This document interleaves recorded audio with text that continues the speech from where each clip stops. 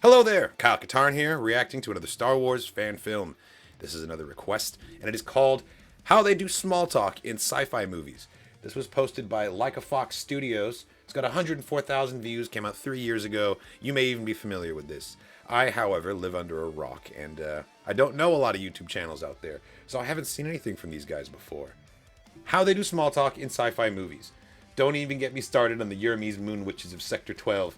Oh boy. Okay, so this is going to be a commentary on sci-fi exposition, I think. Yeah, this looks funny. Without further ado, How They Do Small Talk in Sci-Fi Movies. Let's check it out. Do it! Well, has a Grolaxian land eel gotten loose in the building, or is that my old friend? Yeah, save the sweet talk for the Yermes Moon Witches of Sector 12, pal. I haven't jeez. seen you this tense since we battled those Divorians. I love it. They're totally doing the Obi-Wan Anakin elevator scene. First off, those Spanch miners could have pulled the Squelmings off a Grumgar. Not for shooting and Grungar at that. And I wasn't the one who diametrized a fleet marshal before our whip drive could even prosignate. Please, Marshal Before it Bionicles could is even about as useful as a prosignate. Prosidian squip drinker on the fourth moon of Belphegor. Tough talk coming from the man I rescued from a nest of Milfian ice badgers on Ratatouille Sigma. Yes, well, I'm Ratatouille sure the Vordani Sigma. of Corvus 9 would disagree. Yeah, now you just sound like Greeble. Greeble? Yeah, Greeble, the ambassador of Scroto Balsac. You're the Greeble, I'm not Greeble. You're Greeble. You're Greeble. I think if New Greeble favorite were Glup here, Shido he'd agree unlocked. with You're me. more Greeble than Greeble at this point. All right, below the belt. Yeah, that's what Greeble would say. Well, Swat rats and tribal I bet he may would. break my bones, but Guzintians will never Abu Ghraib. I'm sorry, what's that noise? I feel like Did I'm you say hearing the Abu Ghraib? shrill That's chitterings fucked up, of a dude. fallopian clit mongrel. Oh my Like a god. true Kleenex. Where was this sharp wit when those Zalthusian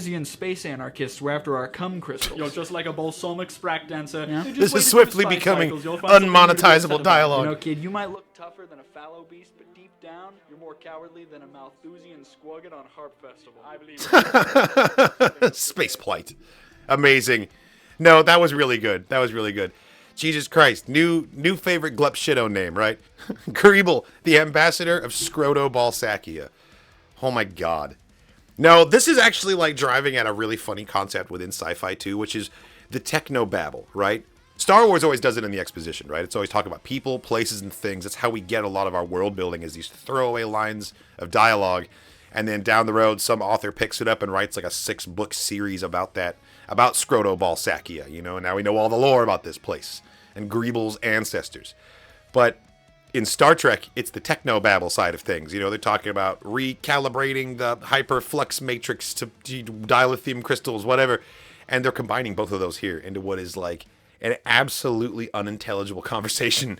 But we've all heard a conversation like this in our sci-fi, and it's funny. You know, it's too good. Thinking about it from the perspective of an actor too, I bet it's both really fun and like kind of a unique challenge in terms of just like diction and line memorizing. And I mean, there's so many ridiculous words that you can just trip over in technobabble, and like with these made up alien planets and people and things. It's really cool. It's basically like built-in tongue twisters, you know?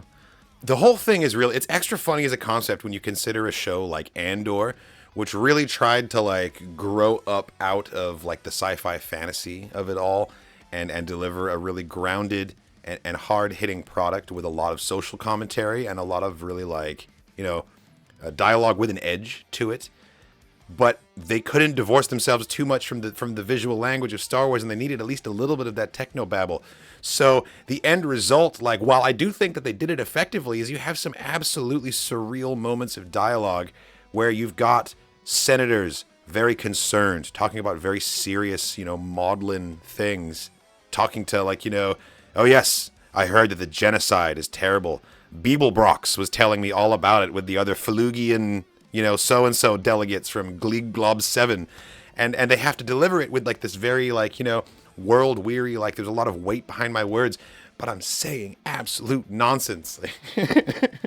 It's really funny when you do get that, like, this is real life, and we're touching on, like, things that affect us all and aren't laughing matters. And then there's this, just the juxtaposition of, like, you're hearing it from a guy whose name is Gleeb Glob, you know?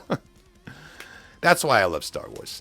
This is in no way a criticism of Andor. Like, if anything, it elevates it for me personally, because it takes what could otherwise be a little bit too self-serious of a show, and it really does have these disarming moments where you remember, oh yeah, this is Star Wars. There are goofy puppet people walking around in lockstep with people like Mon Mothma and Krennic and Luthen delivering these monologues. You know, there's the other side of the coin. There's always going to be some ridiculous dialogue that needs to get fit in there. Because if we don't have that dialogue, it just doesn't feel authentically like Star Wars after a while. At the end of the day, it needs to be at least a little bit ridiculous. That's kind of one of the main draws of science fiction, you know? The escapism is so pervasive because it is so different and it is so weird and out there and oftentimes alien. But thinking about how Andor tried to bridge that gap between this kind of techno-babble and, you know, the commentaries they wanted to deliver, it cracks me up. It is pretty funny how they approached it. It's just a funny thing to think about, you know? Yeah, all of the space age colloquialisms and like sayings and phrases and things. I think my favorite one came out of The Mandalorian, or maybe it was Book of Boba. No, I think it was Mando, but Boba said it. He's like, well, if that's not the quackta calling the stifling slimy. It's like, none of those are words, dude. Like, no one knows what that means. But somehow we get what he means through the context. It's really fun. No, I love the way they play around with language like that in science fiction. No, this is a good video. This is a good video. This is the first one that I've ever seen from Like a Fox Studios. I'm going to have to check out some of their other stuff because this was good. Yeah. No, it's entertaining. It's highbrow enough that it actually has a commentary that's being made here. And then it's also just kind of like, you know, a celebration of these tropes too. They're not saying, I hate it when shows do this. They're saying, how funny is it that this always happens? And like, we all enjoy it. There's a mutual enjoyment going on of the subject matter itself. Yeah, no, this was a lot of fun. Thank you for recommending this one to me. I'm going to watch a couple more fan films right now. But first, I have to go repolarize my reverse matrix quantum flux. So, if you'll excuse me.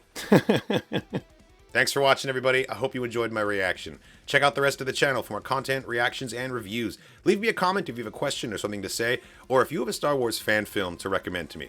I'm trying to react to every Star Wars fan film ever made.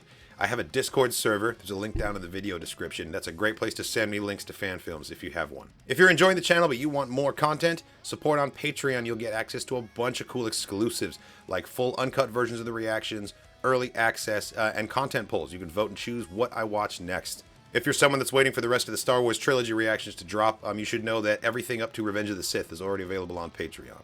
Thanks again for watching, and as always, may the Force be with you.